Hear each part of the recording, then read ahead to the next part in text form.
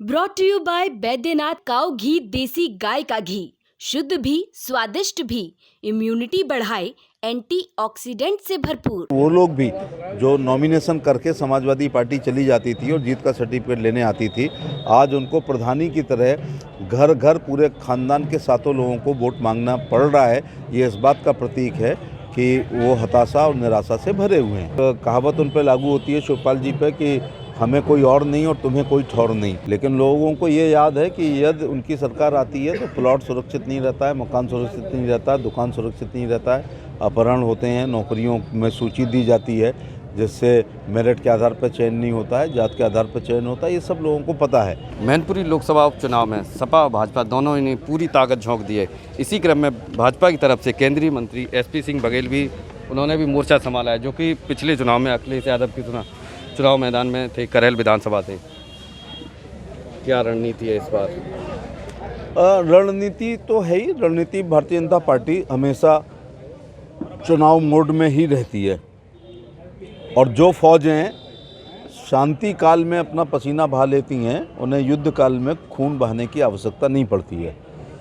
रणनीति केवल इतनी है कि केंद्र सरकार की लोक कल्याणकारी योजनाओं को लेकर जनता के बीच में जाएंगे, राज्य सरकार की योजनाओं को लेकर के, और ख़ास तौर से उत्तर प्रदेश के मुख्यमंत्री का जो बुलडोज़र है या उसको कहते हैं लॉ एंड ऑर्डर अच्छा है, वो भी लोगों को एहसास है, लेकिन याद कराना है। और बूथ अध्यक्ष से राष्ट्रीय अध्यक्ष जो लगातार परिश्रम की पराकाष्ठा कर रहे हैं, उससे पसीना बह रहा है, उससे कमल खिलेगा। अच्छा, ये आम चुनाव नहीं है, उपचुनाव है, तो क्या मुद्दे इसमें इतने हावी नहीं हैं जितना कि उधर समाजवादी पार्टी से नेताजी के नाम और काम पे वो लोग वोट मांग रहे हैं? नहीं, चूँकि 6 साल से राज्य की सरकार उनकी नहीं है, केंद्र की 8 साल सरकार में उसकी नहीं है, इसलिए काम तो दिखता नहीं उनका। लेकिन लोगों को ये याद है कि यदि उनकी सरकार आती है तो प्लॉट सुरक्षित नहीं रहता है, मकान सुरक्षित नहीं रहता है, दुकान सुरक्षित नहीं रहता है, अपहरण होते हैं, नौकरियों में सूची दी जाती है जिससे मेरिट के आधार पर चयन नहीं होता है, जात के आधार पर चयन होता है। ये सब लोगों को पता है। तो उपचुनाव में ऐसा नहीं, मुद्दे तो वही होते हैं, क्योंकि ये लोकसभा के चुनाव की पूर्व संध्या पर चुनाव हो रहा है। भारतीय जनता पार्टी इसको गंभीरता से ले रही है और वो लोग भी जो नॉमिनेशन करके समाजवादी पार्टी चली जाती थी और जीत का सर्टिफिकेट लेने आती थी, आज उनको प्रधानी की तरह घर घर पूरे खानदान के सातों लोगों को वोट मांगना पड़ रहा है। ये इस बात का प्रतीक है कि वो हताशा और निराशा से भरे हुए हैं। शिवपाल यादव भी अब आ गए हैं उनके साथ में, जबकि बीजेपी सोच रही शायद वो साइलेंट वोट पर रहें या बीजेपी को कुछ मदद मिलेगी। उनका अंदरूनी मामला है, लेकिन एक जात के कई नेता नहीं होते हैं, ठीक है ना। जो होता है वो बड़ा नेता होता है, उसी के साथ होते हैं, एडमायरर होते हैं दूसरों के, लेकिन वोटर नहीं होते। इसलिए उनके आने से कुछ बढ़ा नहीं है। और सबको पता है कि एक कहावत उन पर लागू होती है शिवपाल जी पे कि हमें कोई और नहीं और तुम्हें कोई ठौर नहीं। 17 से 22 तक कितने बार वो आए हैं और कितने बार गए हैं, इतना उनको स्वयं याद नहीं होगा। 80 विधानसभाओं पे उन्होंने गठबंधन किया था अखिलेश जी से, फिर 70, 60, 50, 40, 30, 20, 10, 9, 8, 7, 6, 5, 4, 3, 2, 1 होते हुए केवल उनको ही टिकट मिली है। उनको प्रत्याशी समाजवादी पार्टी का जसवंत नगर बनाया गया, ना कि उनको एक कोई टिकट मिली है।